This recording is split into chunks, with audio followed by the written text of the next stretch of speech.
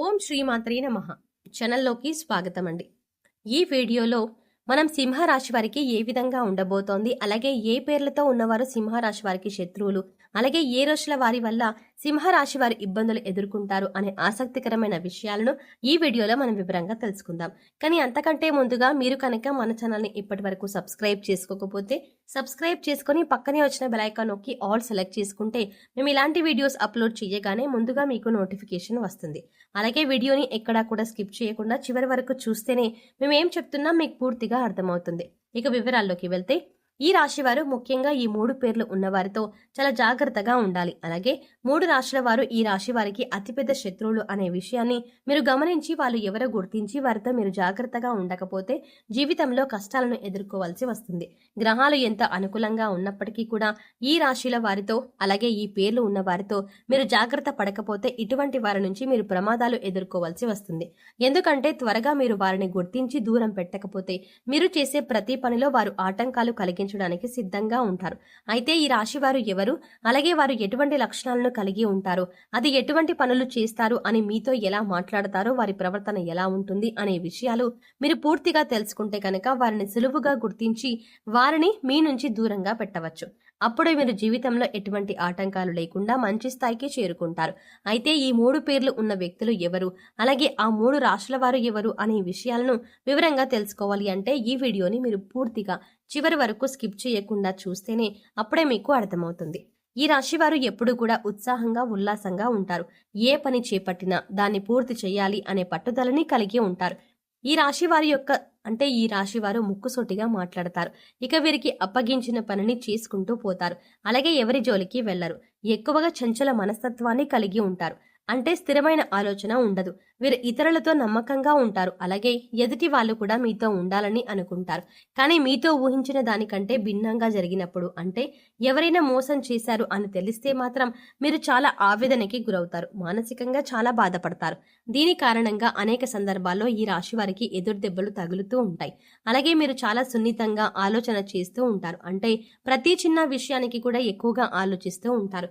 ఒక్క మాటలో చెప్పాలంటే మీరు చాలా సెన్సిటివ్గా ఉంటారు. చిన్న చిన్న విషయాలకి మనసుని కష్టపెట్టుకునే సందర్భాలు చాలా ఉంటాయి. ఇక ముఖ్యంగా మీరు తెలుసుకోవాల్సింది ఏంటంటే ఇటువంటి సందర్భాల్లో, అంటే మనకి బాధపడిన సందర్భంలో, అంటే మనసు బాధపడిన సందర్భంలో కానీ, లేదా ఎక్కువగా మీకు కోపం వచ్చిన సందర్భాల్లో కానీ ఎటువంటి ముఖ్యమైన నిర్ణయాలను తీసుకోకూడదు. దీనివల్ల మీరు జీవితంలో కష్టాలను ఎదుర్కోవాల్సి వస్తుంది. ముఖ్యంగా ఈ రాశి వారికి మీ మంచితనమే మీకు శ్రీరామ రక్ష అని చెప్పవచ్చు. ఎందుకంటే మీరు ఎదుటి వారి బాధపడుతుంటే మీరు చూడలేని మనస్తత్వాన్ని కలిగి ఉంటారు. ఇటువంటి మంచితనం మిమ్మల్ని ఎప్పుడూ కాపాడుతూ ఉంటుంది.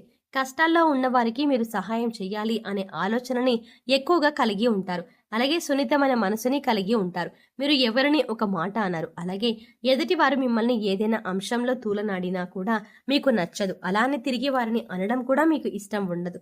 ఎక్కడ మీరు ఒక మాట తిరిగి అంటే ఎదుటి వారు బాధపడతారో అని మీరు 1కి 10 సార్లు ఆలోచించి మాట వదులుతారు.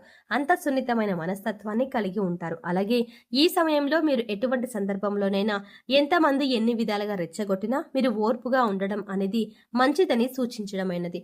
ఇలా ఉండడం వల్ల మీకు రాబోయే కాలంలో కూడా ఎటువంటి ఇబ్బందులు ఉండవు. అంతేకాదు మీకు సమాజంలో మంచి పేరు గుర్తింపు కూడా వస్తుంది. ఏదైనా నూతనంగా వ్యాపారం మొదలు పెట్టాలి అనుకున్నా కానీ, లేదా పెట్టుబడి పెట్టేటప్పుడు కానీ అనుభవజ్ఞుల సలహాలు తీసుకోండి.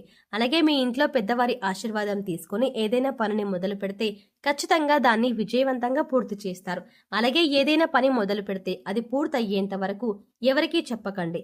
ఇలా చెప్పకుండా ఉండటం వల్ల మీరు మొదలుపెట్టిన ప్రతి పనిలో సక్సెస్ రేట్ పెరుగుతుంది. ఎక్కడా కూడా డబ్బులు వృధాగా ఖర్చు చేయకుండా చూసుకోండి. ఏదైనా ఉపయోగకరమైన ఖర్చుకి మాత్రమే ప్లాన్ చేయండి. మిమ్మల్ని ఎదుటివారు వాళ్ళ అవసరానికి తగ్గట్టుగా వాడుకుంటూ ఉంటారు.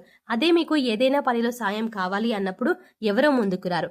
ఇక ధనం అప్పుగా ఇచ్చిన సందర్భాల్లో మీరు ఎక్కువగా డబ్బు ఇస్తే అవి తిరిగి రావడం కష్టమే అని చెప్పాలి. ఒక రకంగా ఇది మొండి బకాయిగా పడిపోతుంది తప్పితే అప్పు ఇచ్చిన వారు, అంటే అప్పు ఇచ్చిన డబ్బులు మీకు తిరిగి రావు. కాబట్టి ఎవరికైనా డబ్బులు ఇచ్చే విషయంలో చాలా జాగ్రత్తగా ఉండండి. ఇక మీరు ఎవరిని కూడా గుడ్డిగా నమ్మకూడదు. మీకు ఏదైనా కష్టం వచ్చినప్పుడు ఎదుటి వారితో చెప్పడం కంటే కూడా దేవుడి దగ్గర చెప్పుకోవడం చాలా మంచిది.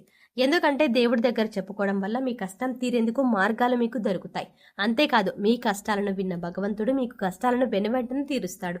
ఎందుకంటే ఈ సమయంలో మీకు దైవబలం కూడా అండగా ఉంటుంది. ముఖ్యంగా మీరు మాత్రం ఈ సమయంలో మీలో ఉన్న నెగిటివ్ ఆలోచనలను తీసేయాల్సి ఉంటుంది. అంటే నేను ఈ పని చెయ్యగలనా, నాకు ఈ ఉద్యోగం వస్తుందా, నేను ఎక్కువ డబ్బులు సంపాదిస్తానా, నేను ఎదుటి వాళ్ళకి నచ్చుతానా, ఇలాంటి ఆలోచనల నుంచి మీరు బయటకు రావాలి. అప్పుడే మీరు జీవితంలో అనుకున్నది సాధించగలుగుతారు. ఇక ఈ సమయంలో మీరు కొద్ది కాలం పాటు కన్యా, వృశ్చికం అలాగే మిథున రాశి వారితో కొద్దిగా జాగ్రత్తగా ఉండాలి. ఈ రాశివారు మీరు నష్టాన్ని కలిగించే అవకాశాలు ఎక్కువగా ఉంటాయి. అందుచేత వారు చేసే వ్యక్తులకు విప్రయత్నాలు చేయడానికి, అంటే వారు చేసే ఎత్తులకి పై ఎత్తులు వేయడానికి సిద్ధంగా ఉండండి. అలాగే వీరితో ఎక్కువగా మీ పర్సనల్ విషయాలను షేర్ చేసుకోకుండా ఉండడమే, అవసరమైన అంతవరకే మాట్లాడడానికి ప్రయత్నించండి. కొద్ది కాలం పాటు గ్రహస్థితులు మళ్ళీ అనుకూలంగా ఉన్నప్పుడు పరిస్థితులు చక్కబడతాయి. అలాగే ఈ సమయంలో మీరు కేపీ అండ్ కేహెచ్తో స్టార్ట్ అయ్యే పేర్లు ఎవరైతే ఉంటారో అటువంటి వారితో మీరు జాగ్రత్తగా ఉంటే సరిపోతుంది. అది మీ ఉద్యోగంలో కానీ, ఇరుగు పొరుగు కానీ, స్నేహితులు కానీ కొద్దిగా వీరితో ఈ సమయంలో జాగ్రత్తగా ఉండండి. ఇక ఈ రాశి వారు ఈ సమయంలో చేసుకోవాల్సిన దేవతారాధన చూసుకున్నట్లయితే మీరు ఎక్కువగా వినాయకుడిని ప్రార్థించవలసి ఉంటుంది. ప్రతిరోజు వినాయకుడికి స్తోత్రాలు చదువుకున్నట్లయితే గణపతి యొక్క అనుగ్రహం మీకు పరిపూర్ణంగా లభిస్తుంది. మీరు చేపట్టిన ప్రతి పనిలో ఆటంకాలు లేకుండా పూర్తవుతాయి. ముఖ్యంగా ప్రతి బుధవారం వినాయకుడికి గరికను సమర్పించండి. మీకు వీలైతే గరికను మాలలాగా తయారు చేసి వినాయక స్వామికి మాలలాగా ఆయనకు అలంకరించండి. అలాగే అనారోగ్య సమస్యలతో బాధపడేవారు సూర్యుడికి రోజు, అంటే ప్రతిరోజు ఉదయాన్నే నీటిని సమర్పించి ఆదిత్య హృదయ పారాయణం చేసుకోండి. ఇది మనం స్నానం చేసిన వెంటనే చేయాల్సిన మొదటి పని. ఇలా సూర్యుడికి నీళ్లను సమర్పించే సమయంలో మీకు దొరికితే ఆ నీళ్లలో ఒక ఎర్రటి పువ్వు ఏదైనా కానీ, మందారం కానీ, గులాబీ కానీ, మీకు నచ్చిన, మీకు దొరికిన ఏదైనా ఒక ఎర్రటి పువ్వుని, కొద్దిగా అక్షింతల్ని కూడా తీసుకొని ఆ నీటిని, అంటే ఆ నీటిలో వేసి మనము సూర్యునికి సమర్పించాల్సి ఉంటుంది. ఇక ఈ సమయంలో మీరు పాటించవలసిన పరిహారాలు చూసుకున్నట్లయితే ప్రతిరోజు కూడా రావి చెట్టుకు 16 ప్రదక్షిణలు చేయడానికి ప్రయత్నించండి. ఇలా చేయటం వల్ల మీలో ఉన్న నెగిటివిటీ తగ్గిపోతుంది. అంతేకాకుండా మీలో ఉన్న దైవ శక్తి మరింతగా పెరుగుతుంది అని చెప్పవచ్చు. సో చూసారు కదండి, సింహరాశి వారి గురించి.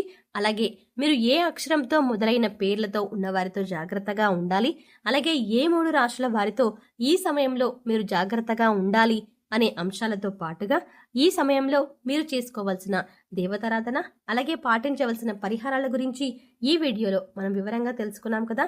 ఈ వీడియో మీకు నచ్చినట్టయితే లైక్ చేయండి. అలాగే మీ ఫ్రెండ్స్ అండ్ ఫ్యామిలీ మెంబర్స్లో ఎవరైనా సింహరాశి వారు ఉన్నట్లయితే వారితో ఈ వీడియోని షేర్ చేసుకోవడం మాత్రం మర్చిపోకండి.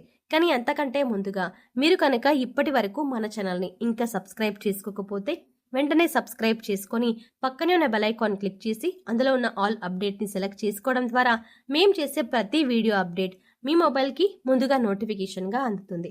మరో చక్కటి వీడియోతో మళ్ళీ కలుద్దామండి. ఓం శ్రీమాత్రే నమః.